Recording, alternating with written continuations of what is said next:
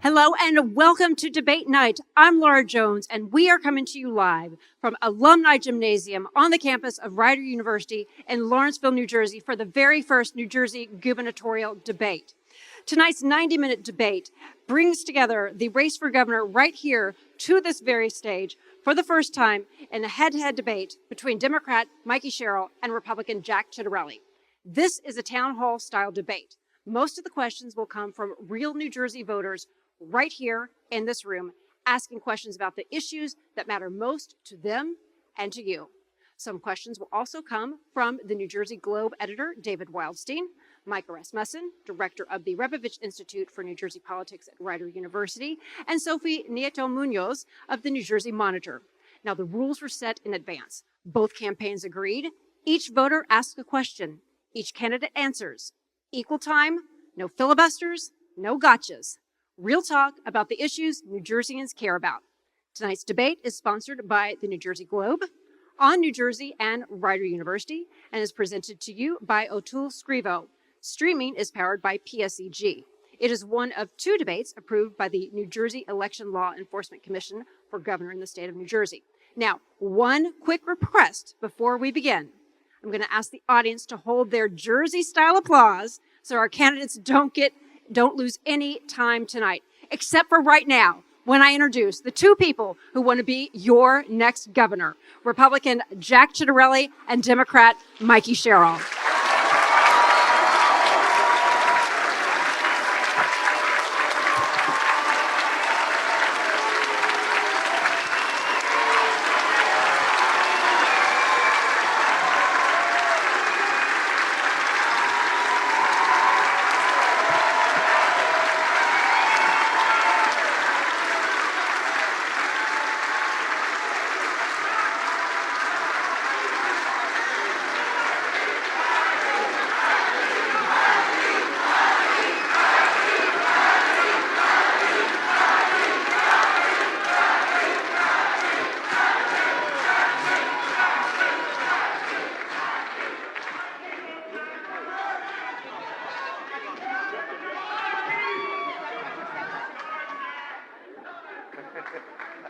All right, we're just going to let our media finish getting their shots. We're going to get this debate rolling.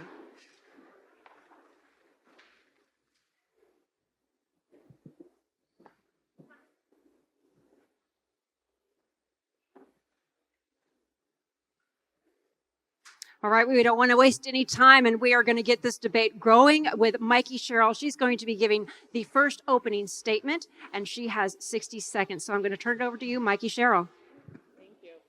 Good evening, New Jersey. My name is Mikie Sherrill, and I have a different kind of background, so I'm going to be a different kind of governor. I'm a former Navy helicopter pilot, federal prosecutor, member of Congress, and Jason and I are raising our 4 great kids.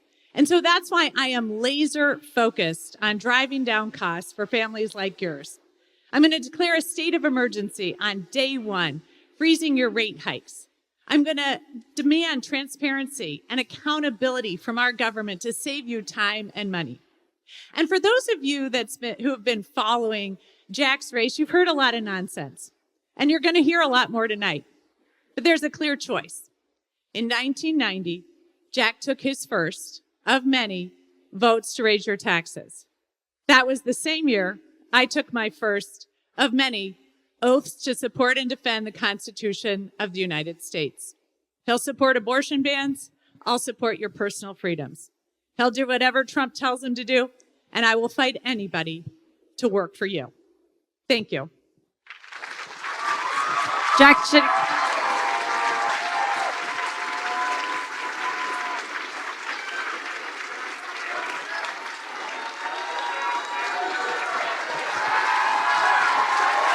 Jack Ciattarelli, it is your turn to deliver your opening statement.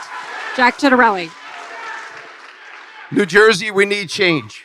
We need a hands-on CEO governor who's from New Jersey that knows exactly what needs to be done and is willing to do it. Overwhelmingly, New Jerseyans feel that we're heading the wrong direction. Here's why. There's an affordability in this crisis because of the taxes you pay and now because of your electricity rates. There's a public education crisis in this state. We've slipped from 2 to 12 on the national report card because we no longer focus on critical life skills and vocational training. There's a public safety crisis in this state. Nonviolent crime is through the roof, break-ins, car thefts, flash mobs in our malls and Jersey Shore. There's an overdevelopment crisis in the state where we're taking Garden right out of the Garden State with all the overdevelopment. We're the worst place in the country in which to do business. These are the issues. My opponent will blame all these things on the president. Make no mistake. The party that's controlled our legislature for 25 years, the party that's controlled the executive branch for the 8 years are the reason why we are today. I look forward to discussing my specific plans on how to fix New Jersey. Thank you both. Thank you both.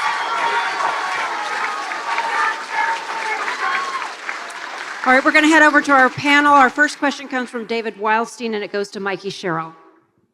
Congressman, one of the things I've heard New Jerseyans say is that your campaign has had plenty of broad talking points, but has been light on specific fixes to the state's problems. So what do you say to people who question your mastery of state government issues and your desire to speak more about New Jersey and how they'll deal with the White House and Congress than about local issues? So I'm the only one that has a plan to actually take on the tough problems of New Jersey. In fact, Jack's been in office before, and a lot of the things he complains about, he was the architect of. But that's why I've committed to declaring a state of emergency on energy costs on day one, to drive down your costs, to freeze rate hikes.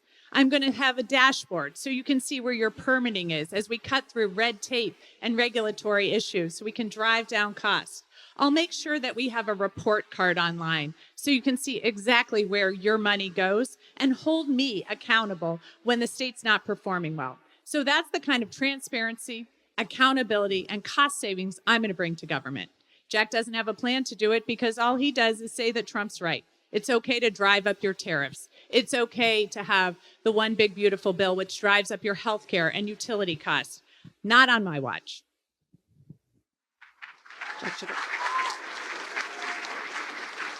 You just cited a campaign that's short on specifics, and what you just got is 60 seconds of generalities and platitudes. My plan is very specific on how to fix New Jersey. When it comes to affordability, how about we make all retirement income tax-free? How about we freeze property taxes once you hit age 70? How about we allow you to deduct 100% of your property taxes on your New Jersey tax return? How about we make the first 2 years of income, post-high school, post-college, tax-free so young people can get a start? How about we stop with all the overdevelopment by revisiting our Mount Laurel housing doctrine? How about we take the handcuffs off our police? These are the specifics that we could talk about on how to fix New Jersey. Our next question is just a production note. We lost our monitors out here. I'm not sure if the control room knows that or not. But our next question is go Micah, Rasmussen, and it goes to Jack Ciattarelli. When you first ran for governor, you were often critical of President Trump. Today, he says you've changed. What advice can you give sincere New Jerseyans who are closer to where you were in 2017 and say they can't look beyond the nation's border chief accepting a bribe, or the FCC silencing dissent, or those January 6th pardons for attacking our police? Well, let's talk about what the president has done for New Jersey since he took office. He's put a temporary halt on wind farms off the Jersey Shore. I'll make that permanent. He's beating up on the New York Democrats over their congestion pricing plan, which I think is an egregious money grab. We shouldn't be paying for their subway system. He's also quadrupled the SALT deduction on our federal tax returns. The big beautiful bill also doubled the child care tax credit for those with young children. It also doesn't tax tips, overtime, and Social Security. It provides a magnificent tax credit for those that send their kids to private school. I want you to think about those 4 things. They're good for all New Jerseyans. She voted no, my opponent did, on that bill. But make no mistake, my job is to represent and advocate. That's our timer. I've got your timer. Okay.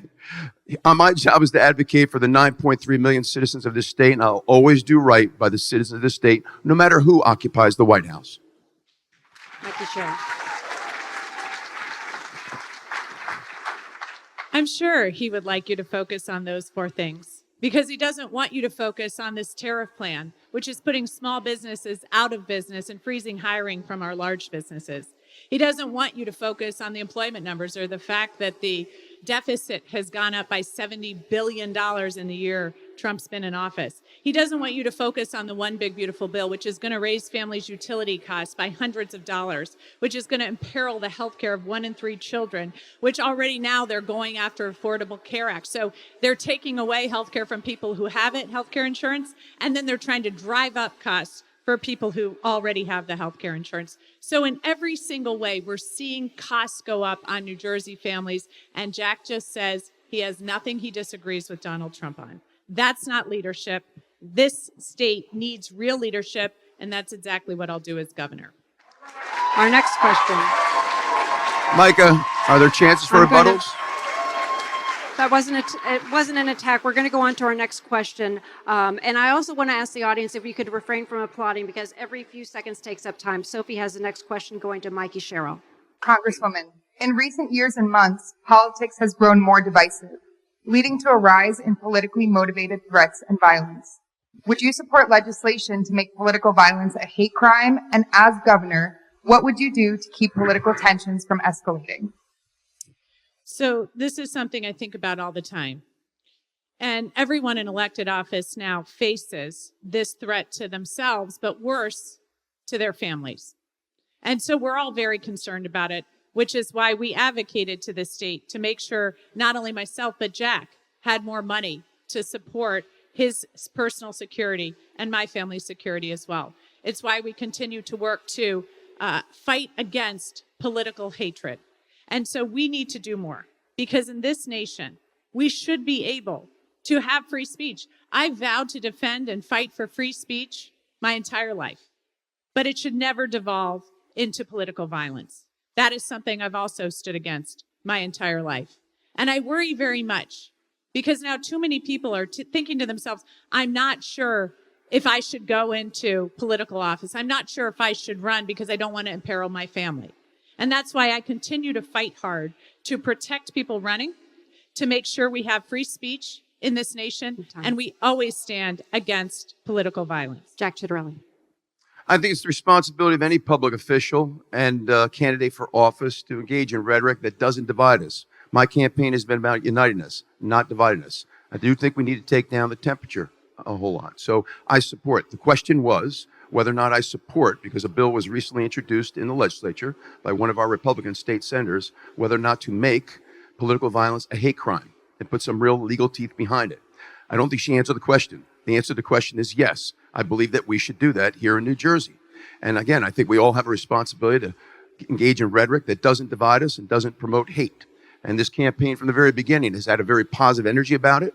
It's a campaign that's about uniting, not dividing. It's a campaign that's about bringing people together, not dividing us. It's a campaign that's about people, not power or politics. And so my opponent on Friday went down to Washington, voted yes on a resolution to celebrate Charlie Kirk's life. But then within minutes, sent out a statement that basically condemned him. I think that was wrong. You can have 30 seconds to respond. That's a neat trick to say you don't want to divide people, and then in your answer, bring up something that's very divisive. Here's the thing. I care deeply about this country. I stand against political violence. The videos that came out about after Charlie Kirk's shooting were horrific. And I feel horrible because my kids have seen him, and so I can't even imagine how the Kirk family feels. And that should never happen to anyone because they speak out. And I also have stood up my entire life, and I've taken numerous oaths, up to and including offering to die for this country for free speech. Time. And so I think 10 it's seconds. fair to have free speech, but I think it should go to everyone, to Jimmy Kimmel and to myself as well. Final word, Jack Ciattarelli, 15 seconds. Ask the audience to please remain quiet. 15 seconds for you. She still hasn't answered your question. And we see this time and time in the campaign, generalities, platitudes, ducking the direct question by not giving a direct answer. That's just not true. My direct answer is, I voted to protect free speech. I voted to end political violence. I also think it's fair, Jack, to speak up when you disagree with something. And so if you want to stand up that Martin Luther King was a bad guy, or that women should submit to their husbands, you, Jack, are welcome to do that. And I have the right to say that I disagree with it. Okay. We're gonna move on now. We're gonna move on to our audience. Our next question, and we have a lot of questions to get to, is from Elicitia. She is a student at Rider University from Brick, and that will go to Jack Ciattarelli. So New Jersey has one of the highest property taxes and cost of living in the nation. What steps would you take to make the state more affordable for working class and middle class families? Now, thank you for that question very, very much. So we know there's affordability in the crisis. We know that our state budget, it took 238 years to get to 36 billion, and in 8 years it's gone from 36 to 59 billion. And yet none of that investment has been made to make life more affordable. In fact, it's only become more unaffordable here in the state of New Jersey. So there's a number of very specific proposals in my platform. We talked about a few already, making all retirement income tax free for our seniors because they worry about living out their lives in a home, freezing property taxes once you hit age 70 for life, allowing seniors to deduct 100% of their property taxes on their New Jersey tax return, capping property taxes at 1% of the assessed value of your home if you're a first-time home buyer, making the first 2 years out of high school, the first 2 years out of college, tax-free, so you help get started here. These are just some of the things that we can do to make Jersey more affordable for everybody. And so, but what you'll also see is somebody that's going to be very responsible about the way we spend our money. I will very responsibly and surgically reduce the size and cost of our state government to afford a tax cut for individuals and businesses. Thank you. I've been laser focused on driving down costs for New Jerseyans. Jack, on the other hand, has voted at every single level of government to raise your taxes. In fact, he's voted against over $1 billion in property tax relief, and he supported Trump in implementing over $30 billion against property tax relief. So in every way, he's raised costs on New Jerseyans. That's why I'm going to get into office and make sure I'm lowering them by sharing services and school administrative costs in municipal courts and continuing to hammer home the way in which we can support seniors with Anchor and Stay New Jersey so that they aren't here susceptible to the constant increases in property taxes. I'll continue to lower your costs, and Jack's going to raise them at every level. 30 seconds, Jack Ciattarelli. So a couple of things about the Anchor and Stay New Jersey program. I don't think somebody making $500,000 a year should get a property tax rebate in this state. Now, that to me is not right. I think we should use the money to spread out. But let me say something else. I think it's insulting here in New Jersey when we take money out of your right-hand pocket, put some back in your left-hand pocket, and call it a fancy name. But one other thing about the affordability crisis, remember one thing that she'll never remind you of. The Democrats have controlled our state legislature for 25 years. The Democrats have controlled the executive branch, the governorship, for 8 years. And look where we are today. All right, we're going to go back to the audience. Our next question is coming from Frederick. Frederick is a professor here at Rider University, and he is from Hamilton. Frederick's question is going to go to Mikie Sherrill. How would you reduce the New Jersey tax burden on senior citizens? Thank you. This is something that, as you just heard, Jack is against, but I am for reducing the property tax burden on our seniors because it's too expensive to stay here, watch your grandchildren grow, live on a fixed income when you constantly see your taxes going up. It's why I've been supportive of Stay and Anchor, to make sure that our seniors can afford to stay here in retirement and stay with their families as opposed to moving out of our state. Jack Ciattarelli. This is starting to sound like a number of her commercials on TV. They're not completely truthful. So a couple of things. To be specific, make all retirement income tax free the way it is in Pennsylvania, number one. Freeze your property taxes for life once you hit age 70. Allow seniors to deduct 100% of their property taxes on their New Jersey tax return. Those are just some of the things that we can do across the state here in New Jersey. So you're not hearing any specifics. And again, the Anchor program, Stay New Jersey, they're in part gimmick. Why do we take money out of your right-hand pocket, put some back in your left-hand pocket, and then give it a fancy name? That's what the Democrats have been doing for years. I prefer not to take out of your pocket to begin with. And let me go as far as to say we need to simplify our income tax rates for everybody. Pennsylvania has a 3% flat tax. Ours is 10.75. I'm proposing 3 new tax brackets. 3%, 4%, and 5%. We need to be regionally competitive. We're losing people to Florida.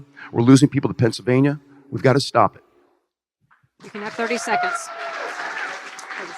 So talk about vague programs and talk about misleading statements. Here's Jack's proposal to raise costs on everything and food and clothing on the table. This is what he's talking about that he won't tell you. 10% increases on groceries in our state. This is exactly what he has continued to bring up since 2017. And then when he's called on it, he says, oh, I just said we should put it on the table. We know it's on the table, Jack. We want it off the table. Final word, Jack, to our next question then. So if any of you think I'm going to raise your sales tax to 10%, I got a bridge I want to sell you for about 50 cents. She knows it's a lie. They're trying to exploit you. They're trying to manipulate you. She knows she's in trouble in this campaign, so this campaign is going to lie to you over and over again. Fasten your seatbelts for the next 44 days, because that's exactly what's going to happen. So we're going to lower the overall tax burden for all New Jerseyans. You've heard me give you specifics. For every class, we can do this if we're responsible with our spending. And I will cut the size and cost of the state government to afford a tax cut for everybody. Under Governor Ciattarelli, everybody's tax burden will be lessened, not increased. Our next question, we're going back to the audience. We're going to Michael. Michael is an alum of Rider University and from Lawrenceville. Michael, your question is going to Jack Ciattarelli. The back and forth blame on electricity rates has grown a little tiresome. And frankly, I would like to hear a little more specifics, because we all know that there are many factors that contribute to our rate increases. So without blaming each other, what specifically you're going to do to tackle things like the grid operator, state mandates, and other impacts that rise our costs? So, Michael, I don't think it's blame when you're giving facts, and here are the facts. When Phil Murphy took office, we were an electricity exporter. We produced more electricity than we needed. He shut down 6 different electricity generation plants. He put an unofficial moratorium on natural gas. He didn't expand our nuclear capabilities in South Jersey, 0 carbon emissions. He didn't accelerate solar. Talk to solar developers who want to use the rooftops of warehouses, which is prime real estate, for solar arrays. Didn't accelerate that. What he did do is he bet it all on wind. Now, if he was from New Jersey, and anybody who's from New Jersey would know that the Jersey Shore is sacrosanct here in this state. Nobody wants wind farms off our Jersey Shore. Male, female, young and old, Republican, liberal, conservative, liberal, for different reasons. What I've said all along is I'll reopen and repurpose the plants. We'll expand our nuclear footprint in South Jersey. We will accelerate solar on the rooftops of our warehouses, and we're pulling out of the regional greenhouse gas initiative. That carbon tax initiative has been a failure. Air's no cleaner, electricity's only more expensive, and we're not sending ratepayer dollars to other states. By pulling out of Reggie, we can save $500 million a year for ratepayers. Micah, Sherrill. Thanks for the question. You know, anybody from New Jersey should know that this has been a long time in coming and that too many people have added to the problem. So whether it's PJM, the grid operator, or FERC, or BPU, whether it's President Trump rolling back some of the initiatives on solar or adding $250 per family to your energy bill, everybody at the table is at fault, and they keep dumping the costs onto the ratepayer here in New Jersey. That is why I'm freezing rate hikes on the ratepayer. Because let's face it, some of our utility companies have made over $1 billion in profits. And yet our ratepayers are constantly suffering. So I'm going to freeze those rate hikes by declaring a state of emergency. I'm going to add massive amounts of power into the grid. Right now, we need to produce power here in our state because the market has been screwed up by PJM and because Virginia has 1 million data centers, which are sucking all the power out of our market. So we need to produce here, lower cost here, and stop putting the cost on the ratepayers of New Jersey. Okay. Laura, Question. is a rebuttal allowed? Can we get 15 seconds each? There wasn't an attack. So we're going to go on to our next question. And our next question is Martha. Our next question from Martha. She is a professor at Rider from Old Bridge. How do you plan to lower rents in New Jersey? And I'm sorry, that goes to Mikie, Sherrill. So this is the number one thing I hear from people across the state. When we're talking about affordability, people are saying that they're having too much trouble paying their mortgages, too much trouble paying their rent prices. And we know there are people colluding now in this state to raise rental prices. And we know Jack's not going to do anything about it because one of his biggest donors is actually being taken to court and sued on this very issue. But as governor, I'm going to fight for you. I'm going to make sure we're driving down rental prices, ending the collusion that goes on to drive them up, and continuing to bring more to the market so that people will have better rental prices here across the state. So you asked a very specific question. Let me give you a specific answer. The reason why rents are going up is because property taxes are going up. The reason why rents are going up is because insurances are going up across the board. The reason why rents are going up is because in many cases, if the tenant doesn't pay electricity, the landlord does, and that's going up. These are all the reasons. And I know oftentimes we talk about homeowners, but we forget that tenants feel the pain too. Every time any one of those expenses goes up, it gets passed on to the tenant. I have a very specific plan on how to lower property taxes. We need a new school funding formula. A more equitable distribution of state aid to our schools will help lower the property tax. From an insurance standpoint, we're such a bad bad state in which to do business, businesses have left. We need more competition. We need more insurance companies to come back here. And under my plan, by pulling out of the Regional Greenhouse Gas Initiative, we could save $500 million in electricity on day one, whether you pay that or the landlord pays that. The Regional Greenhouse Gas Initiative has been a failure. My opponent supports offshore wind. It's never going to be able to meet our energy needs, and it's very, very expensive. Okay, we're going back over here. Our next question is coming from Joseph. Joseph is a student at Rider University. Joseph, we are going to bring the microphone over. And he's a student from Rider, from Long Valley, and this question is going to Jack Ciattarelli. Should people in my generation and younger have an expectation of privacy in their lives? I mean, we're living in an age of social media and location tracking for who knows what, from people who knows where.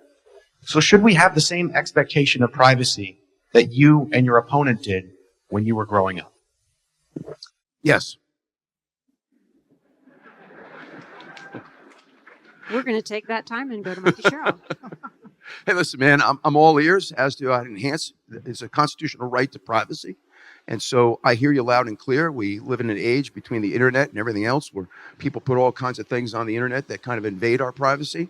So whatever we can do to make sure people's right to privacy is enhanced and protected, I'm all ears on how best to do that. So, Joseph, what year are you, if I can ask? A senior. Okay, so you went through COVID during school, like my kids did. And that's probably when you started to get online more and more because your classes were online and so much of your life was online. And that's when we sort of stopped really moving forward on how we protect kids online, for example. It's why I am going to put forward the Kids Online Safety Act, which was killed by the majority in the House, but I'm going to make sure we're passing it here in the state so that kids can have better understanding of how to work online and we can keep them safe. There's a mental health crisis in our state. We need to address it. I'm going to have more mental health counselors so that we can all work together to ensure people have that expectation of privacy because we have more coming. We've never appropriately addressed something called Section 230, which holds providers liable. And we now are looking at AI down the road and how that's going to bring a whole extra set of issues. So starting with the Kids Online Safety Act, I'm going to work to make sure kids like you do have an expectation of privacy. Thank you. Okay, our Laura, next question. Is there an our opportunity next for question. further discussion on this issue? 15 seconds. Well, if we're very, very concerned about the welfare of our children, I do not support policy 5756. I don't think that school districts should be keeping secrets from parents, okay? That's not protecting kids. And if we're concerned about protecting kids, I don't think that biological boys should be playing in girls' sports. She opposes me on both of those issues. Did you want time to respond? Go ahead. Go ahead. So I'm a mom of 4 kids. And as I mentioned to Joseph, our kids have gone through COVID. There are mental health issues related to that. We have learning loss because of it. Our kids are struggling. And that's why as parents, it's our job to make sure we're keeping our kids safe at every level. As a mom, I'm going to make sure we do that. Obviously, parents know their kids best, and they need to be able to determine if there's something they want to opt out of in health class. Wait. Time. Thank you. Time. Okay. Our next question is coming from Nancy. And I've been told, I'm given permission to say that, Nancy, you are 96 years old. 96 years old, and from Skillman, New Jersey. Nancy, your question, and that goes to Mikie Sherrill. There might be other ways to describe me.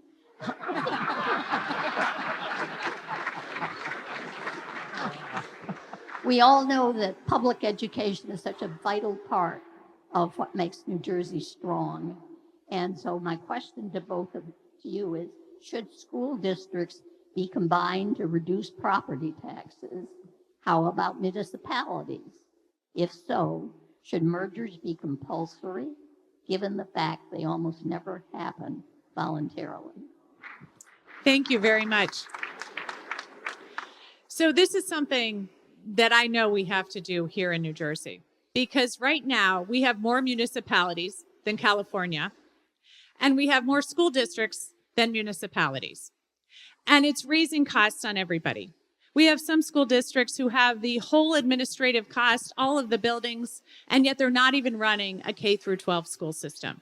So we do need to merge some of these school districts. We also need to make some county-based school systems. The ones that we have are some of the best performers in our state. And this is a way in which I think we can ensure we're getting great education to people while driving down property taxes, especially in those areas where we're not running a full K through 12 system. Thank you. 564 towns. We are a home rule state, and people love their home rule, even though it might cost more in taxes. I do not believe their state government should force consolidation. That's up to the locals. But I tell you what, if you do consolidate or you do regionalize, Governor Ciattarelli will help incentivize that to make it easier. So if you all make that decision at the local level, we're going to provide incentives. When I was in the state legislature, Princeton Borough and Princeton Township decided to become one. I worked with the administration at the time to provide 100% of the one-time upfront costs to make that more feasible. To fix public education, ma'am, what we have to do, I think, is get back to the basics. Let's get a high-quality education system here in New Jersey. You're never going to hear me say we have the best school system in the country, because we don't.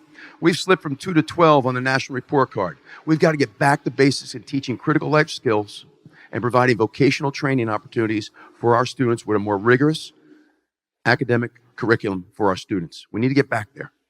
So, Mikie Sherrill, let me just ask a follow-up for clarification. Should there be compulsory consolidation? So I'd start by offering the carrot to help the areas that want to consolidate. But when there are areas that are not putting enough money into to students, into educators, into the buildings, and then they are taking a lot of money in property taxes and from the state level, then we'll have to start to look at compulsory movements. Laura, do I get another 15 seconds? Go ahead. So let me say something else. When a school system is failing, and there's some reasonable metrics that tell us whether or not a school system is failing, there's got to be choice. That choice comes in the form of vouchers. That choice comes in the form of charter schools. My opponent opposes both. There's got to be choice when a school system is failing. Final thought. That's some more misinformation from my opponent. I've actually worked hard on charter schools. In fact, my lieutenant governor, Dr. Dale Caldwell, has been involved with charter schools, some high-performing charter schools, because I want to make sure that every child in this state has access to a fantastic education. Here are the facts of the matter. Phil Murphy's been in office for 8 years, and he's only approved one charter school, and it was 2 weeks before the election in 2021 for political reasons. Okay? The Democratic nominee is owned by the NJEA union leadership, and they hate charter schools. Okay. And educational choice. Okay, we're moving on. Moving on to our next question. Our next question is coming from Olivia from Blackwood, and our question goes to Jack Ciattarelli. How will you address global warming's disproportionate effects on New Jersey's urban communities of color? Global warming? Yeah, well, global warming, I've admitted, I do think Mother Earth is sending us some powerful signals. I think human activity has a lot to do with that, but we need a rational transition to the future with regard to our energy. And I think that natural gas is a rational transition to the future, as is nuclear energy down in South Jersey, as is solar. We need an all-of-the-above approach. It's not just in our urban areas where the climate change is affecting us. The flooding that you see taking place in our suburban communities has a lot to do with the changes in the climate, and it's adversely affecting the quality of life in many suburban communities that never used to flood before. But make no mistake, that flooding has a lot to do not just with the type of rain we get today, it has to do with overdevelopment. This is a big difference between the two parties. My opponent believes that we should have high-density housing in all 564 towns. I don't believe that. We should only have affordable housing, high-density housing in a town that has infrastructure, mass transit, and opportunities for jobs. If a town doesn't have infrastructure, mass transit, or opportunity for jobs, why are we putting more idling cars on the road? So that is a great question. I sat in my first term in Congress on science, space, and technology, and I was the chairwoman of the Environment Subcommittee. And that, as you might remember, was the year we had the heat dome over Oregon, which put so many different people in danger as they weren't ready to handle it. We've seen flash flooding here in New Jersey, killing several people throughout the state. We've seen tornadoes and hurricanes like we've never seen before. Our climate is changing, and we need to act, because in too many of our urban areas, we are seeing high incidences of asthma, for example. So we know that we need to act quickly to protect our environment, but to also ensure that we have better health outcomes in this state. And that's why, as governor, I'm going to make sure that we drive down carbon emissions, drive in massive amounts of power to the grid so we can decrease costs and ensure people are paying lower costs. Thank you. Laura, can we have 15 each? 15 seconds, and then our next question. Let me just say this. The way that the Democrats are doing high-density housing in this state flies in the face of sustainability. They like to portray themselves as the pro-environment party, but there's nothing pro-environment about building high-density housing in every one of our 564 towns. Final thought. So I'm really proud of my record here. I was actually a lead person passing the Great American Outdoors Act, which preserves open space across this country and right here in New Jersey. I also have worked on projects and gotten money for the Boonton Reservoir, the Essex Hudson Greenway, ensuring that we're preserving open spaces while at the same time delivering on housing for people and ensuring that we are lowering carbon emissions in neighborhoods in urban areas. Okay, we have one more question from our studio audience before we're going to go to a commercial break. And that question is coming from John. John is a high school student from Edison, New Jersey. And John's question is going to be going to Mikie Sherrill. Congresswoman, as was said, I'm a high school student who commutes to New York City every single day for that high school. My question to you is, what is your plan to fix New Jersey Transit's systemic issues of overcrowding, delays, and outdated infrastructure? Thank you so much. This is something I hear about a lot from my husband, Jason, who's in the audience tonight. He commutes into New York City all the time, and he's quit coaching our kids' soccer teams. He doesn't make it home for dinner. He often gives me frantic calls about whether or not I can drive our kids that night because he's not going to make it home in time. And so that's why I've been laser focused. In fact, in my first term, as Trump held Infrastructure Week every week and yet failed to fund the Gateway Tunnel project, I was called the tunnel-obsessed Congresswoman, and I'm proud to say we delivered on that, on the most expensive infrastructure project in the nation, which is key to commuters here. And then when we were seeing summer of hell after summer of hell because the catenary wires were in the way, I demanded Amtrak keep up their rail system better because we utilize it in NJ Transit and got $300 million into Northeast Rail for catenary wires. Now I'm on the Port Authority because they're not handling the wires underneath the tunnel well, and we're seeing fire after fire after fire. So I am going to continue to focus on our rail systems, on systems of transit across this state, and make sure that we see updates and see better movement across our state. Thank you. Sir, when I'm successful in transforming New Jersey, the hope would be that no one has to go out of state to get anything other than see a Broadway play. What I want to do here in New Jersey is something other states have done. We've got mass transit systems. It's not just trains. The Atlantic City Expressway is a mass transit system with tolls. Parkway and Turnpike are mass transit systems with tolls. New Jersey Transit is a transit system with revenue through fares. Let's put them all under one roof called the Garden State Transportation Authority. Let's get rid of all these different authorities with all these different management structures. Let's put all under one roof, better management, better accountability, one management structure, and we'll give it a dedicated revenue stream called the New Jersey State Budget. Okay, that's where we'll provide the funding. I think that'll be a much better job of managing our mass transit systems. But let me also say this with regard to mass transit. We need to reevaluate every single train line and every single bus line to make sure there's adequate ridership to justify that route, so we can dedicate all the resources we have to the most traveled routes. Thank you both. We are going to take a quick commercial break. We want you to stay with us as we continue our New Jersey gubernatorial debate between Mikie Sherrill and Jack Ciattarelli. Stay with us.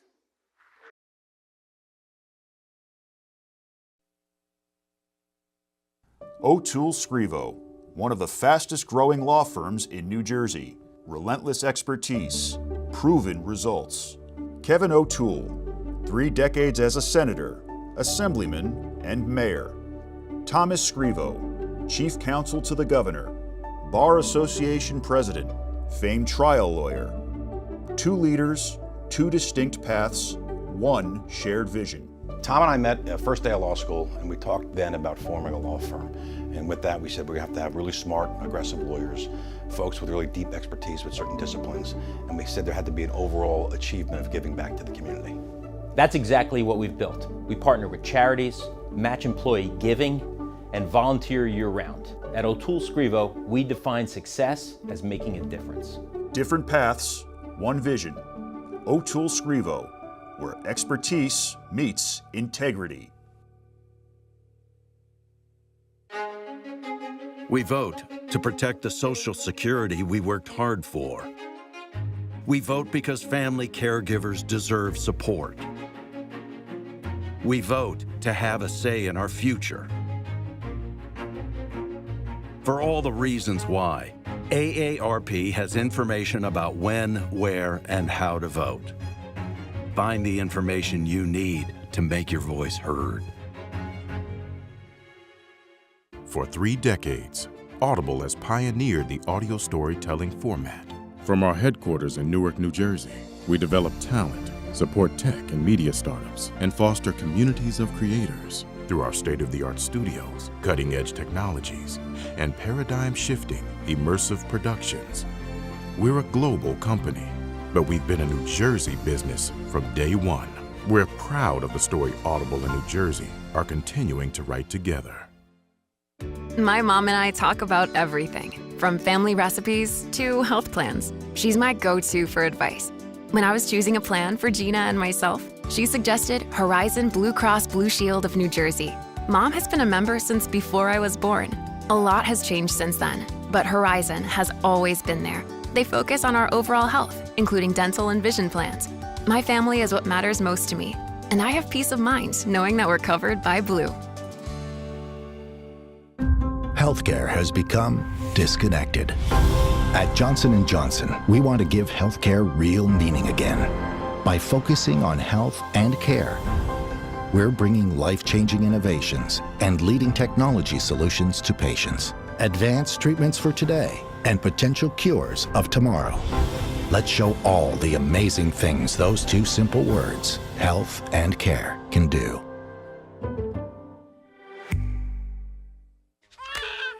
Every Al has something to protect. I don't think I'm doing this right. Al Chun. Can you hand me that paint cup? Alan Hagan. I'm not going to spend my retirement on land. Als who start a business. She's the boss now. And pass it down. Competitive Als. It's actually Allie. Weird Als. My friends think I'm normal. Whoever you are, you've got something to protect. You know, look at the camera. And with investment, retirement, and insurance know-how, Prudential can help protect your life's work. There you are. Who's your rock? Ready for anything? That ought to be our state motto. All hustle, no nonsense, never backs down. So when it comes to strengthening the grid and uplifting our communities, we do it our way. Because storms don't care what exit they hit. And talking doesn't fix the grid. Fixing it does. Around here, we make our own future. Because ready is who we are. PSEG.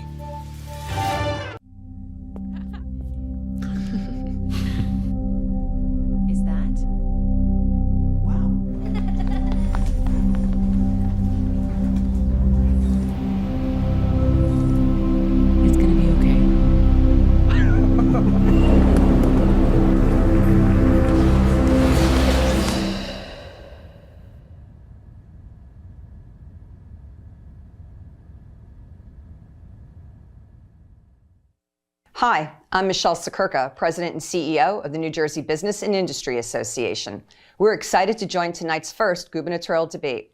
As the state's largest and most influential business association, it's our mission to ensure that business is at the center of the next governor's agenda, because when business thrives, so too does our economy.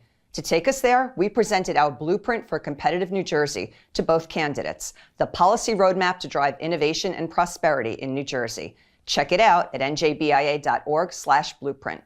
We look forward to working with our next governor to put business at the center. Thank you.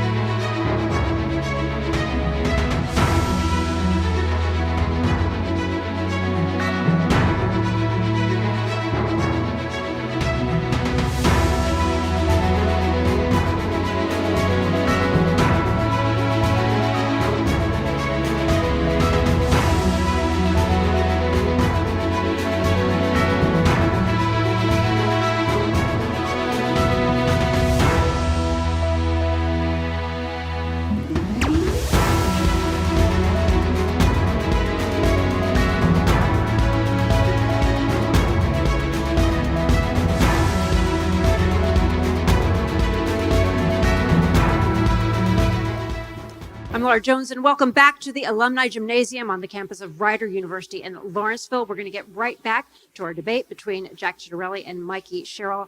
Going to our panel now, and Sophie, you have a question that goes to Jack Ciattarelli first. Since 2018, New Jersey has been embroiled in a lawsuit arguing more needs to be done to improve the state's segregated school districts, a problem rooted in long-standing housing discrimination and the number of small districts. Would you continue fighting this in court, and what do you think New Jersey can do to achieve less segregated schools?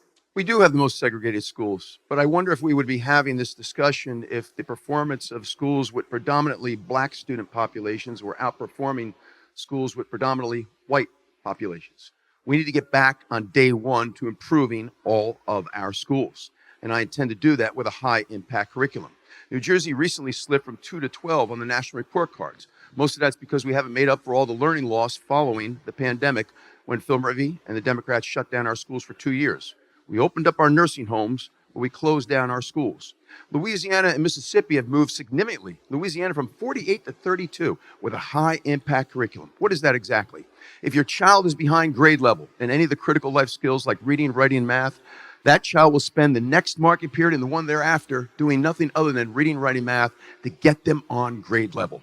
The data is clear. I'm a data-driven guy as an MBA CPA. If the child is not on grade level for reading, writing, math by the end of 8th grade, more than likely they will be underemployed their entire life. So while that lawsuit proceeds, let's fix the schools on day one with a high-impact curriculum.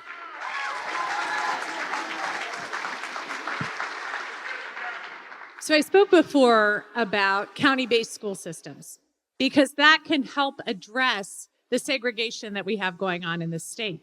It's also the way we have some of our best performing high schools, but we need to do more. We need high intensity tutoring because we know there's learning loss. And that's a special kind of tutoring that I've supported here in the state to make sure students get back on track. We also need to address 3rd grade reading and make sure we're pushing in phonics-based reading. We know that's the best way to help children read, and it's a reversal of the way reading has been taught lately. And we know 3rd grade is that critical inflection point, because if you're not reading at grade level by 3rd grade, you're not going to be able to move on very well to your math and social studies and history work if you can't read your homework. So in these ways, we can really push in as a state, get better outcomes, and address the segregation that we have going on here. Could you clarify if you're going to, with the lawsuit, clarify? Could you clarify if you're going to continue to pursue the lawsuit? I don't think it's the governor that's pursuing the lawsuit. The entity that's pursuing the lawsuit, I'm not going to get in the way. What I'm going to do on day one is fix our educational system. It's not the executive branch that's pursuing that lawsuit. They're fighting the lawsuit. The state is fighting the lawsuit. Yeah, we're not going to do that if they let the lawsuit proceed. But I'll tell you what, I was in Newark this morning at a house of worship that has the largest black congregation in the state. And you know what they said to me? Fix our school system. Fix our school system. So There's a number of metrics that tell us if a school system is failing: attendance rate, graduation rate, performance on standardized tests, readiness for career if you're not going to high school, going to college. If a school system is failing in 2, 3, or 4 out of 4 of those categories, that district, that community needs choice. I'm going to give them choice. My opponent is not going to give them choice. Mikie Sherrill, but 30 seconds for that, 30 seconds. I think what you just heard is a very clear difference. I care deeply about our school system, and I'm going to make sure it performs better. I'm going to make sure that we're educating children for the future, especially with AI coming. But I'm also going to attack the segregation that we have going on in the state. My opponent doesn't care about that. He just wants to talk about the schools, but has not come forward with any solution for the segregation. I care about both. That's what I'm going to do as governor. One final word. We could integrate the Newark school system tomorrow, and it's not going to improve student performance. We need to change the curriculum. Final thought, Mikie Sherrill, before our next I think question. you heard again that he has no intention of addressing the segregation in this state. We're going to move on next to Micah Rasmussen, and that question goes to Mikie Sherrill. A child died of measles in the United States last week, and we have counties in New Jersey like Ocean where the vaccination rates have now fallen below what's required to maintain herd immunity. Should New Jersey parents be worried? Yes. New Jersey parents should be very worried. We just had back to school, so many of the parents know there's a lot going around. Imagine if it was polio right now. We have, I think, over 10 cases of measles so far this year in New Jersey. We are the most densely populated state in the nation. If we are not going to ensure proper vaccinations for our kids, vaccines that have been going on over 50 years and have all but eradicated things like measles, mumps, rubella, and polio. Now we have babies dying of pertussis or whooping cough because people aren't getting their vaccines. These are eminently curable diseases, and we are allowing children to get sick and, yes, die because we are not appropriately following medical research, vaccine protocol, and as governor of this state, I'm joining the Northeast group of governors that is going to ensure that we follow medical guidelines and keep our kids safe.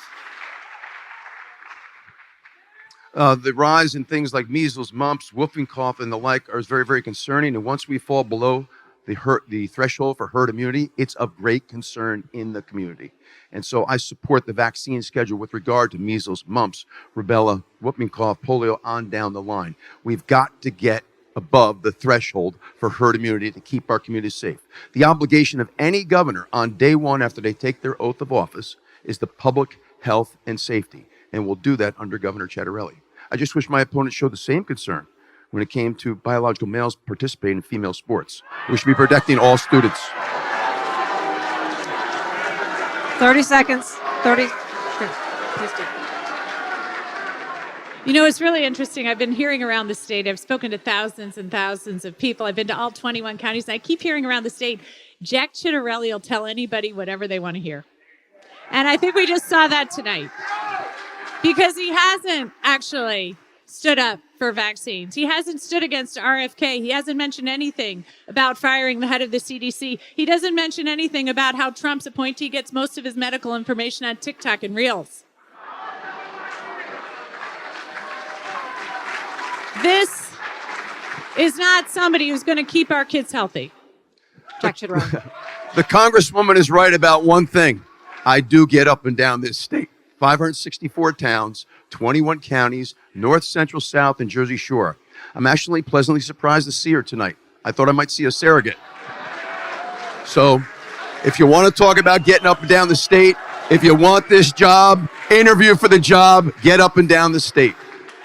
As I mentioned, I've been all up and down the state speaking to thousands of people. And once again, what he doesn't want to address is the fact that he will never stand up against Trump. He will let our costs continue to rise. He will let our kids get unsafe and unhealthy. He won't stand up. He said he's not taking this administration to court in any way, shape, or form. Well, they are driving a $5 billion hole in our budget, And the way we claw that money back is by taking them to court. We ask our audience to please be quiet. Jack Ciattarelli, you have the last word before our next question. Well, listen, no Republican in this state's had a more independent streak than I have. I've called on national prominent Republicans to resign over their rhetoric. I called on Chris Christie to resign. I've always been independent. I'm going to stand up for the people of New Jersey every day of the week. Their party's been in control for 25 years, and they've had the executive branch for 8 years. But you don't hear her, you don't hear my opponent criticizing the current administration or the 25-year reign of the Democrats. All right, I'm really regretting not bringing my bell tonight to ring on the audience. We love your enthusiasm, but we want to give our candidates as much time as possible, so we're going to move on. David Wildstein has the next question, and that is going to Jack Ciattarelli. Thank you.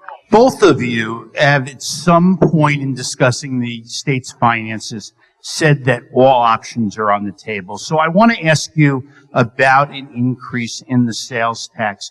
Are you willing to commit to not raise the sales tax if you become governor? And obviously I'm looking for a yes or a no, but I know that sometimes I'm disappointed in getting just the one-word answer. Whose turn is it first, Laura? Jack Ciattarelli. We are not raising the sales tax here in New Jersey.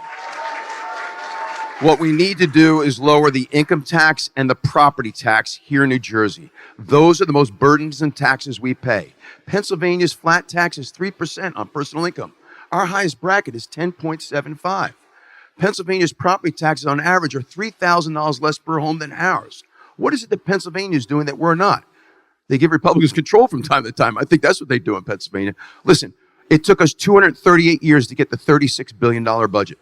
In 8 years, we went from $36 billion to $59 billion. Can anybody tell me their life is better off than it was 8 years ago? Has anything gotten better? I've been here for 64 years. 64 years. I never remember it being this bad. The affordability crisis, look at your property tax bill, look at your monthly electric bill.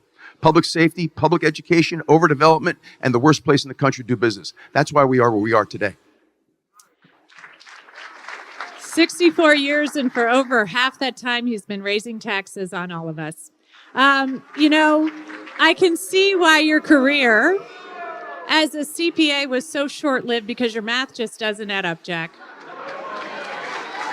So that's why, as we look at a $5 billion hole that we're facing from the federal government, as we're working hard to make sure that we're paying into pensions, at least one of us, to make sure that people have the hard-earned dollars that they've earned over time, as we're working to make sure that we have the best public school system in the nation, I'm not going to commit to anything right now, because I'm not just going to tell you what you want to hear. Now, Jack raises sales tax all the time, and yet tonight he said this because, like we know, he'll tell you whatever you want to hear. Well, I'm going to tell you the truth. I'm going to be fiscally responsible with your money. I'm going to drive down your cost at every level, and I'm going to make sure your kids have great opportunities here in the state of New Jersey. So in some of her ads, and again tonight, she's implying that I've been a career politician. Here's what she never tells you. I've term limited myself every single time. And at the municipal and county level, I didn't take the salary or the benefits. She never tells you those things. I call for term limits in my platform. And everywhere I've been, I have fought to save people taxes in this state, and I'll do it as your governor. So I do like the revisionist history, because most people in New Jersey know that the reason Jack didn't run for re-election is because he knew he was going to lose. But nevertheless, it doesn't matter. Hey, we have kids in here. It doesn't matter, because I'm going to make sure that he doesn't get to serve again when I win for governor in November of this year. There's another big difference between her public service and my public service. It actually cost me money the time I put in and took away from my company. In the 7 years that she's been in Congress, she's tripled her net worth. There's another big difference between the two of us, okay? She broke the law.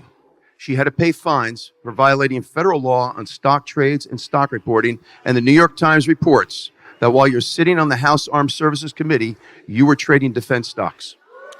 Jack knows. Final word, Mikie Sherrill. Jack knows, and all of you can confirm, that I don't trade individual stocks. He knows this because it's all public. And in fact, there have been articles written about how transparent and ethical I've been, going above and beyond the requirements in Congress. And I continue to do that. In fact, I've run the most transparent governor's race that we've seen in this state. Now, I know we could probably continue with any of these topics all night long, but we're going to get back to our audience. Our next question comes from Tom from Princeton. And this question is going to Mikie Sherrill first. New Jersey's combined pension and employee health care funding shortfalls exceed $100 billion, and the annual expense for these items consumes over 20% of New Jersey's annual budget. Yet the pension plans remain severely underfunded. How would you address these deficits? How would you improve pension security? And would you pursue any structural reforms? Thanks. So for decades, people have used fuzzy math. It's been a bipartisan thing for governors to not fully fund the pension. So now we're working to fully fund it, but we're paying $7 billion to do so. New York, which runs a far bigger pension system because they've managed that well, is only paying about $1.5 billion. So if we don't focus on funding this pension, we are mortgaging the future for our children. These are hard-earned benefits that people have paid into, but the state hasn't funded it appropriately. So we've got to stop taking pension holidays. We have to make sure we're working to drive down the cost there. We have to continue to ensure that we are driving up the state's credit rating, as we're doing by making sure our pension is solvent. So in all of these ways, we can drive down costs for people while taking care of our teachers, our firefighters, our cops, the people in the state who serve us. We now need to make sure we're taking care of them. Tom, the governor and the Democrats like to boast about the fact that they've made a full pension payment 5 years in a row. But while they were making a full pension payment, what they were doing is underfunding the state health care plan. And look what's happened today. It's on the verge of collapse. And employees that work for the state, school districts, municipalities, and counties that are in the state health plan, that includes teachers, are going home with less take-home pay, despite getting a 2, 3, 4% increase. It's all about priorities. We do not have a short-term liquidity problem when it comes to funding our post-retirement health care benefit or a pension. We've got a very long-term solvency problem. The priorities today are the ones that need our attention. And the priorities today for me are property taxes, income taxes, and making sure we get the state health care plan under control, because right now it's crushing the middle class that are in that plan. We've got to fund the state health care plan. Okay, did you want... What you didn't hear was that he was going to fund your pensions. Final thought. We are going to fund your pension. Anybody that's earned a pension is going to get their pension. But right now, you don't pay. If you're in the working right now, you don't pay your grocery or your rent or your mortgage with your pension if you're working right now. You don't pay your groceries with your pension. You pay it with your net pay. And our public workers are going home with significantly less pay right now because the state health care plan is under siege. It's about to collapse. Okay, we're going to go back over to this side. Our next question is coming to... We need to move our camera out of the way for just a minute. Oh, little collision there. It's all good. O is from Lawrenceville, and she is a professor here at Rider University. Okay. And this goes to Jack Ciattarelli. All right. Do you plan to add more AI guardrail laws? If yes, what would they be? Very good. Thank you for that question. So, we talk an awful about AI as an economic development opportunity, but what you never hear the governor talk about are the things that concern the public: social manipulation, job loss. These are two very important considerations that we need to talk about as well.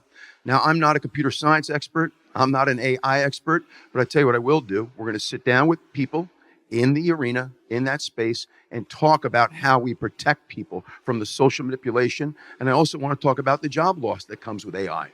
Those are the things that have people terribly insecure about this new technology. So I'm going to look to get our state government in the 21st century. We've got, in some departments, databases that are kept on Excel, and in Treasury, I have desktop systems that are on DOS. Now, there's a whole lot of college students here tonight that don't know what the hell DOS is, but I get the sense that you do. okay? This is a dysfunctional state government in so many different ways. So we need to leverage new technologies by AI, but we also need to know the dangers of AI, and as governor, I will.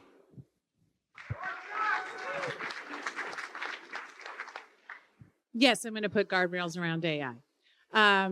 We have a change coming, and we are not all prepared in the way we should be for it. It's why I'm going to implement the Kids Online Safety Act to make sure that our kids are safe. It's why I'm going to make sure that when we make some of these county-based schools, they're schools like occupational schools and STEM schools. So we're pushing into the jobs of the future because we know AI is going to have huge reverberations through the job market. I'm going to make sure that we are changing and addressing our technology here in this state as we move into some of the AI fixes, but also the protections we need for privacy and for people's data.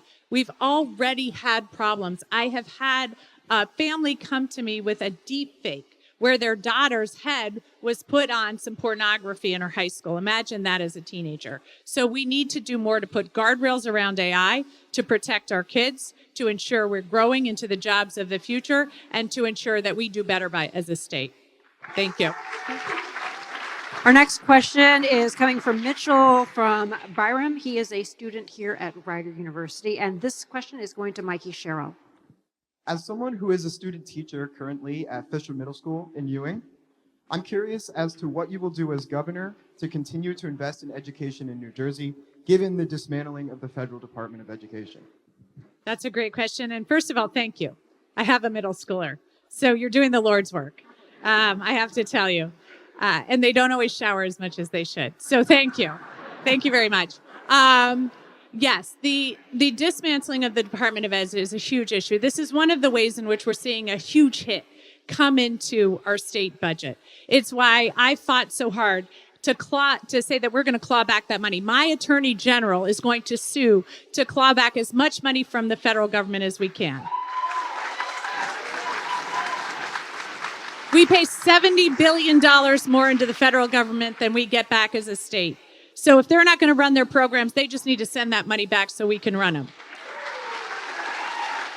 And this is a real difference between myself and my opponent who says he doesn't disagree with anything Trump's doing and that he's never going to sue him.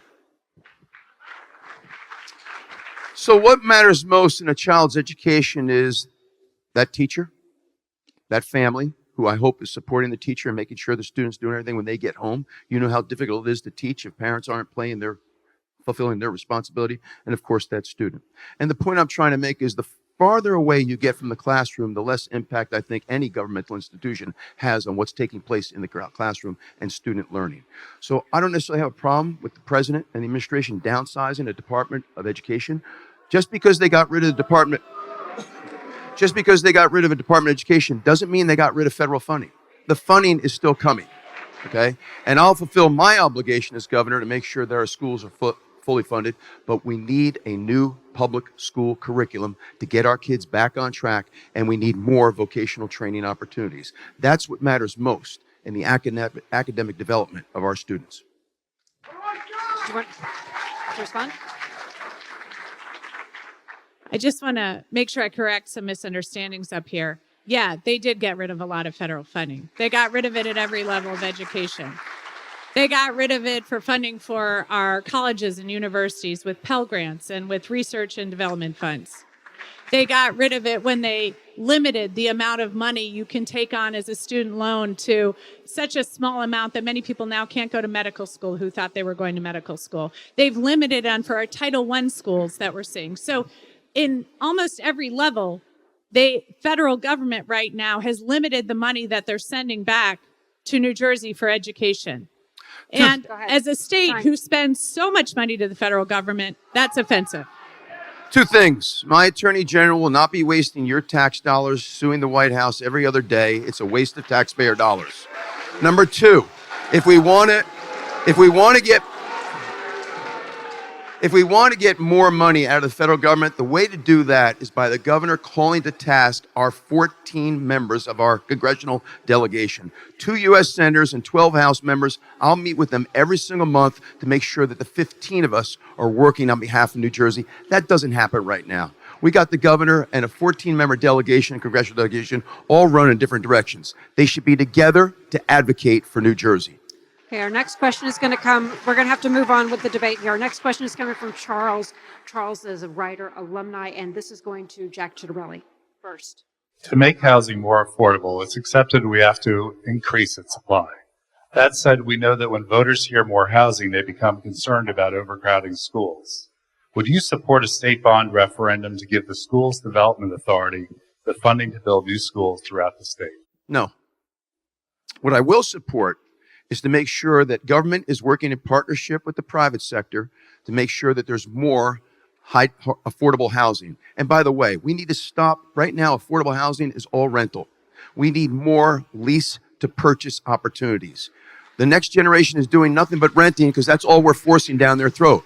And the reason I say that, Charles, is because I want to stop with us developing high-density housing in every one of our 564 towns. I want to use the shortage of affordable housing to get people to live in our urban centers again. I live in downtown Somerville. This town has gone through a magnificent transformation because we've gone up with low, moderate, and market rate units, and it's vibrant. What we're doing in Somerville is what we need to do on a much larger scale in Newark, in Trenton, and in Atlantic City. We've got to stop the exacerbation of sprawl. Anybody that's concerned about the environment should not be doing this. And by the way, you want the poster child? Why are we condemning a 175-year-old farm in Cranberry? Why are we condemning open space to build more high-density housing? I don't think so. So that's a great question. I think what we all see here is too much of the money we spend on our education system is not going to the things we want it to go to. So for example, number one, students, educators, buildings, and we know how necessary it is because I'll tell you in Montclair, we had the stairway fall in high school. People couldn't go to school for several months. In Patterson, we've had the ceiling fall in an elementary school. So we have some of the oldest school inventory. We have to address it. But unfortunately, so much of the money is going to a bloated administration right now. We need to move that money into the places that we want to address. But you've also raised something about our state that I think is important, and that is about how we're going to develop it. And what we really need to do is have a statewide plan to protect our open spaces, because many of us know how deeply we really enjoyed them during COVID and how necessary it is for the health and mental wellness. That's why I've been a person at the Great Swamp Gala, as I've spoken there about how important open spaces are. So we need to do both, develop and have our open spaces preserved. Laura, may we? Very quickly, because we need to move on to our next question. This is refreshing. I think what she might be saying is we're not going to develop high-density housing in every one of the 564 towns. But the other thing is she didn't answer your question. The answer is no. If we did that, it's only going to exacerbate sprawl. But she didn't answer your question. Again, that's not true. I was very clear on how I think we should spend the money. Okay, we're going to move on then to Michelle from Byram. She is a parent of a Rider University student. And Michelle, are you over here? Or is she over here? Hello, Michelle. How are you? Good. How are you? Okay, Michelle, you have you're a parent of a Rider student, and your question is going to Jack Ciattarelli. Hi, Michelle. With Medicaid cuts looming, how will you protect services for people with intellectual and developmental disabilities? So I said before, the first job, responsibility of any governor is to provide for the public health and safety, and that certainly applies most of all to our most vulnerable population, our most vulnerable citizens, who under Governor Ciattarelli will never be underserved. We're going to take care of our citizens, particularly those most in need, and that includes our developmentally disabled. Let's talk about the Medicaid reforms, because this is another one of those things that's being lied about in the community. The two big changes in the Medicaid system are these. The reforms are these. You have to verify your eligibility twice a year now, not once a year. Twice a year. Interestingly enough, it was President Barack Obama that put that change in place. President Trump kept it in his first term. Joe Biden put it to once a year. The other thing you have to do with the Medicaid reform is if you're able-bodied and your children are 15 years of age or older, you have to provide us with 20 hours a week in order to continue with Medicaid. 20 hours of what? Volunteerism, education, or work. I think that's reasonable. My opponent doesn't seem to have any issue with people who are scamming the system. If you want the system to endure, we need to save dollars by stopping people from scamming it. I think those two reforms, if you meet those two criteria, which I think are reasonable, guess what? Medicaid doesn't get cut.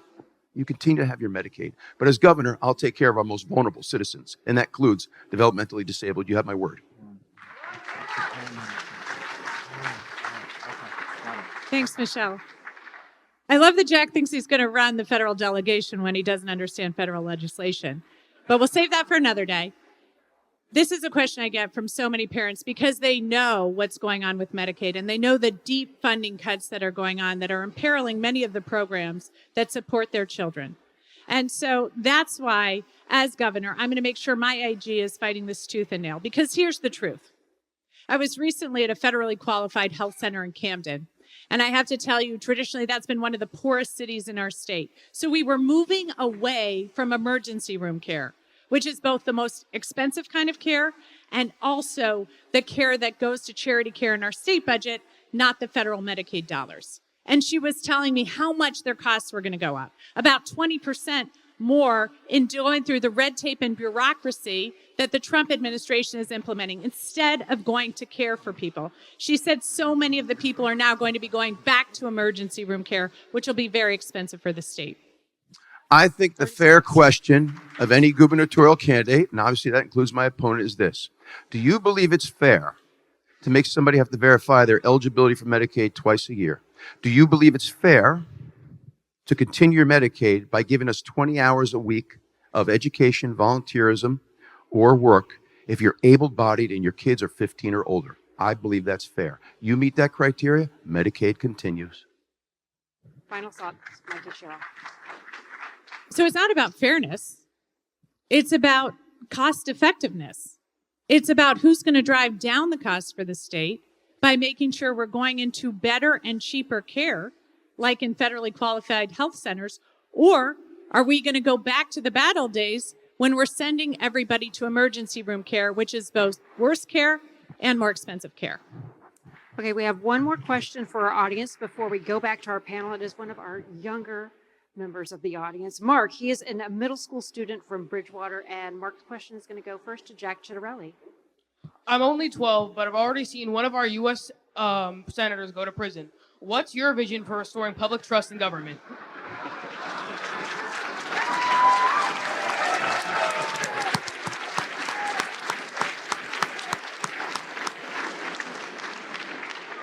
No thank you.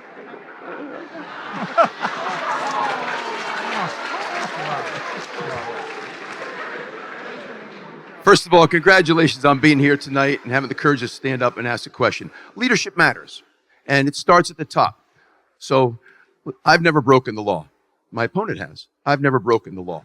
And so you don't have to worry about that, and we'll set the tone for the way that public service ought to be. And we'll call out anybody on either side of the aisle that does the wrong thing, either if they're self-serving or if they're breaking the law. So, and my Attorney General will be very, very aggressive in looking at public corruption all up and down the state. But thank you for your question. Thank you so much for your question. And you have a great mom bringing you here tonight. So thank you for being here. You know, I think this is the key question. I go around the state and I tell people, this is the most nonpartisan race I've run because I think people have lost a lot of faith in both parties. And it's really important right now in this race that here in New Jersey, in this state, as we're holding the line, that we're restoring faith. So that's why I talk a lot about being a Navy helicopter pilot, because I think people know what that means. I think they know that I've always served this country and I'm proud of it. I also talk about being a mom, because I think that also lets people know why I'm doing this and who I'm fighting for and what I care about. And so I have constantly and consistently listened to as many people as possible to make sure I'm hearing just what it is that people need to sleep at night. How can I, as governor, make that a little bit easier? And what I hear is the cost of housing is too high. Electricity costs are too high. Utility costs are too high. And I want somebody to protect my rights and freedoms. And that's what I'll do as governor. We're going to go back to our panel. Our next question is coming from Micah Rasmussen, and that is going to Jack Ciattarelli. It's been more than 20 years since the last fixed DMV. Yet the last, I'm sorry, Micah, the last fixed DMV, the last fix for DMV.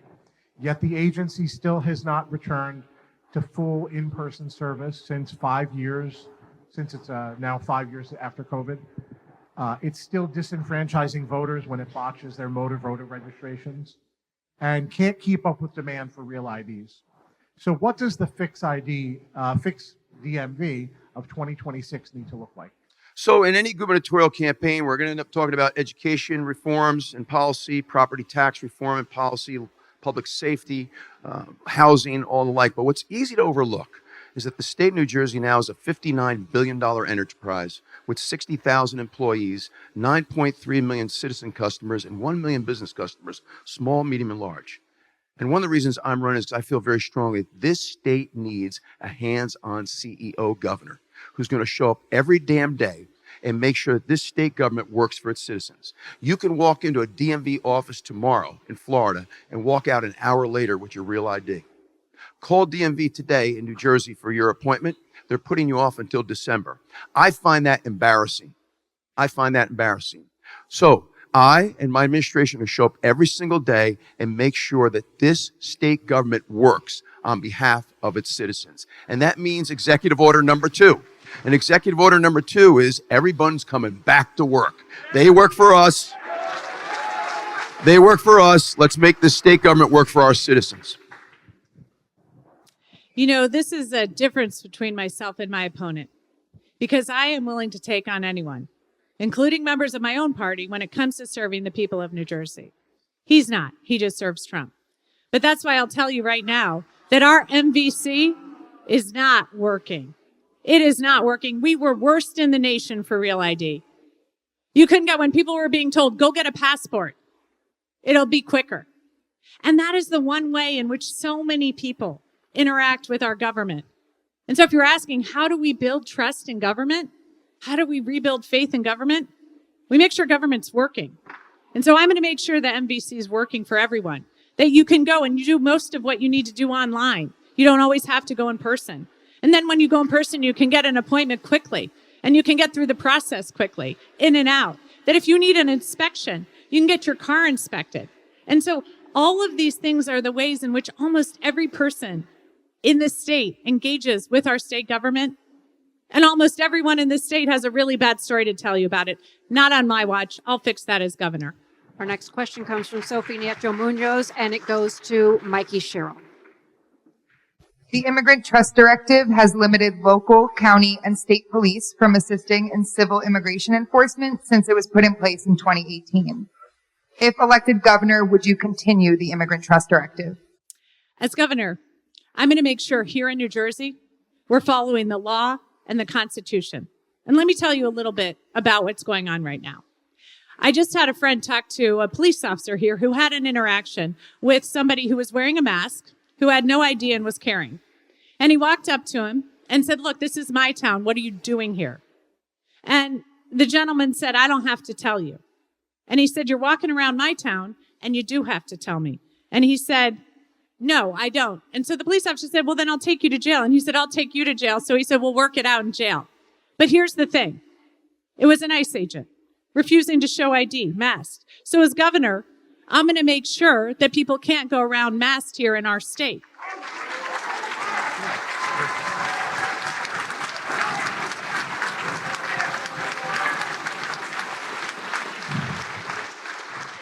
Now, my opponent supports policies where people who are here legally can be detained, rolling back rights for American citizens, separating children and parents. I'm going to make sure people here in this state are safe and follow the law. Congresswoman, can you clarify? Is that a yes or no on would you continue the Immigrant Trust Directive? What I'm going to do is make sure we're following the law and the Constitution. So that'll include due process rights and the Constitution. Chuck Ciattarelli. I don't think she answered your question. Executive order number 1 on day 1, we're getting rid of the Immigrant Trust Directive here in New Jersey. I said this back in 2021. I'll say it here again. I've said it every single day I'm out on the campaign trail. I believe the Immigrant Trust Directive, us having sanctuary cities, us being a sanctuary state, only encourages illegal immigration and restricts our local law enforcement in a number of different ways. The goal here is to keep our community safe. And the best way to do that is us not having sanctuary cities. Let me say something else. My Attorney General, unlike the current Attorney General, who I think she has said she's considering reappointing, my Attorney General will support local law enforcement. We're not getting rid of qualified immunity. She voted to get rid of it in the Congress. We're not doing that. We're going to take the handcuffs off, let these trained professionals do their job. Flash mobs on our Jersey Shore, flash mobs in our malls, Break-ins, car thefts, nonviolent crime is through the roof. Did anybody see what went down in Secaucus 3 weeks ago? Total disregard for law and order, total disregard for law enforcement. We got to get back to being a law and order state with safe communities. Mikie Sherrill.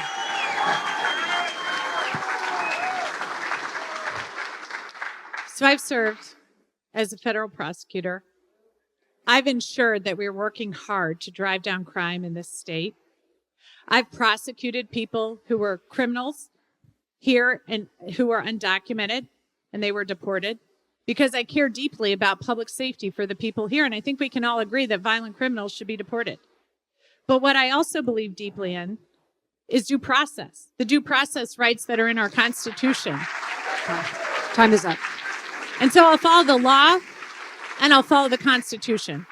Getting rid of the immigrant trust directives doesn't mean we're violating your constitutional right to due process. But since she brought up her time as a U.S. attorney, check her record. In the 11 months that she was supposed to be prosecuting cases, she pled most of her cases, and people that committed some pretty heinous crimes were allowed to go free.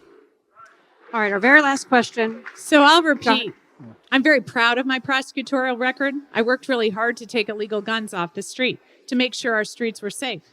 Jack has never served in law enforcement. He's never served to keep this country safe. I have, and I'll continue to do that. One more question of this evening, and it comes from David Wildstein. David Wildstein has the final question, and it goes first to Jack Ciattarelli.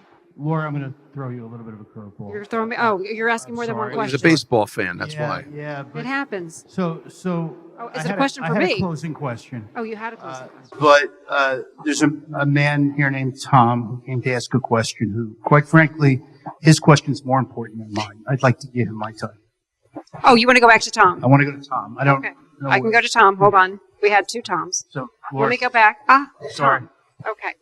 So, Tom, I'm going to go back to you, and I don't have my cue card. So, Tom, I am who are you? also Where are a you Tom from Princeton. Very so good. Yes, there's two Toms from Princeton. Thank you both for doing this. Let's see you do more of this, please. Who am I addressing? Oh, so this is going to go first to Jack Ciattarelli. Jack, please describe New Jersey's current state of care for residents with severe and persistent mental illness, the reasons why it is so, and your proposals as governor to address it. So, Tom, I would like to do more of this. By law, we have to do two. CBS News out of New York invited us to a third. I agreed. My opponent did not. Let me say this. We know we have a mental health crisis, and I'm proud of what we did in Somerset County. We created the first public-private partnership, and it was a 24/7 community mental health center because we saw what was going on in the community, and people could not get access, convenient access to high-quality mental health services. So we actually employed in county government in New Jersey psychiatrists, psychologists, licensed clinical social workers. People had a place to go. It didn't matter what your coverage was. You got quality service. As governor, there are two things we should not be approaching 564 towns at a time. I think our county governments across the state are underappreciated and underleveraged. We'll put a plan in place the state will fund for there to be a community mental health center in every one of our 21 counties and a homeless shelter. We need that here, and you can't expect us to address that 564 towns at a time. So I think we need to use the Somerset County model to provide for community mental health clinics all across New Jersey so people have convenient access to high-quality mental health services.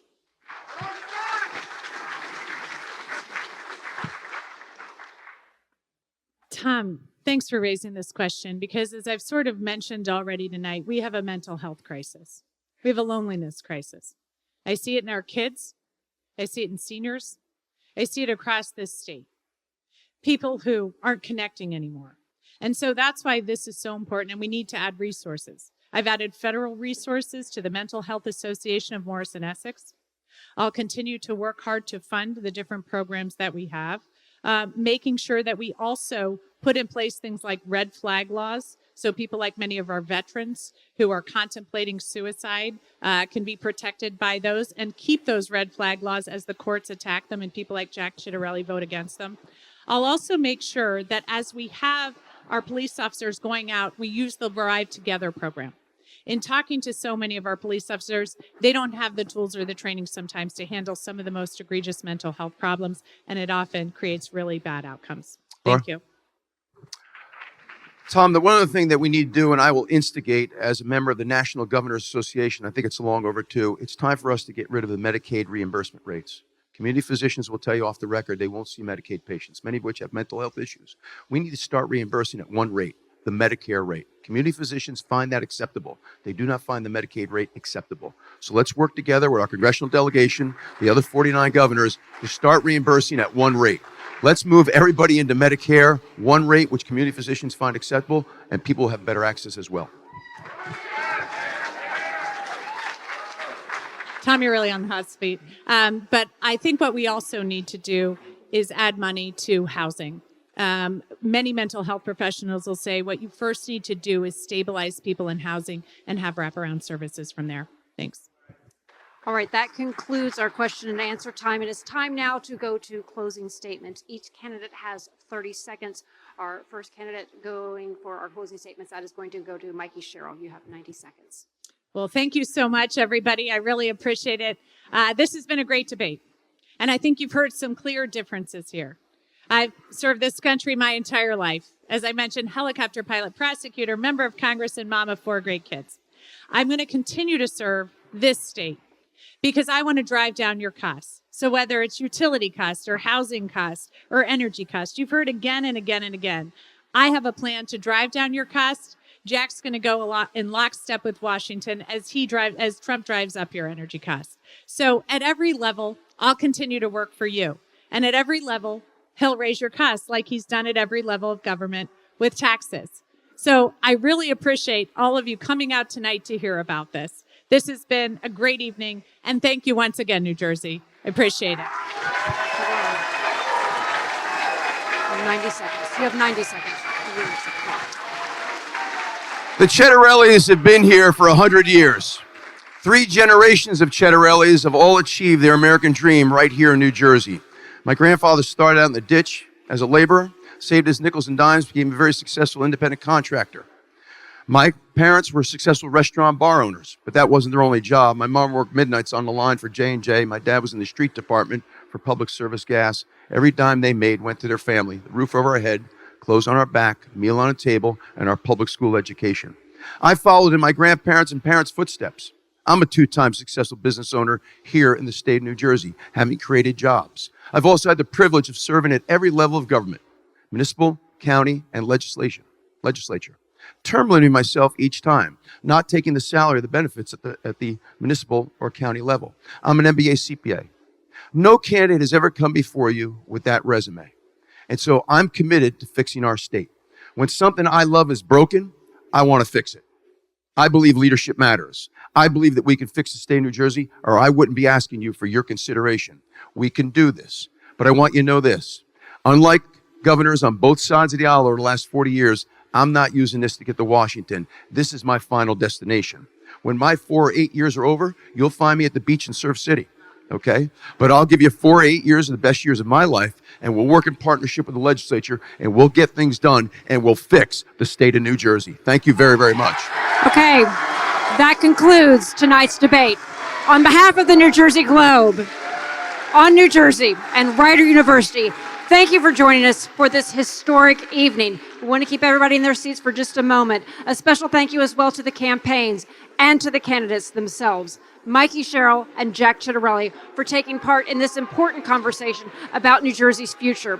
We also want to thank our presenting sponsor, O'Toole Scrivo, and the New Jersey Election Law Enforcement Commission for designating this debate. We also thank our panelists, David Wildstein, Sophie, Nieto-Muñoz, and Micah Rasmussen for their thoughtful questions.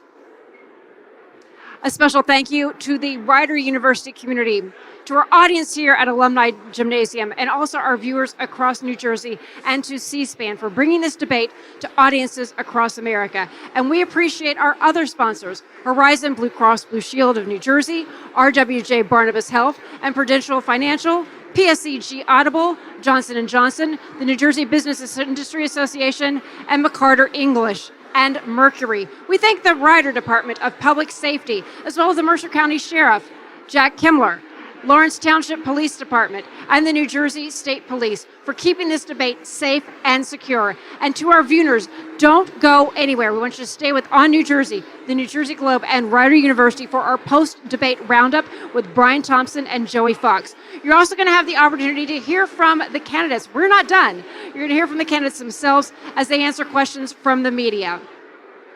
The Lieutenant Governor debate is scheduled for Tuesday, September 30th at 7 p.m. That's sponsored by Pix 11 and PHL TV, Kane University, and New Jersey 101.5. The second Jack Ciattarelli, Mikie Sherrill debate is going to be held on Wednesday, October 8th at 7 p.m., sponsored by ABC 7 and WPVI.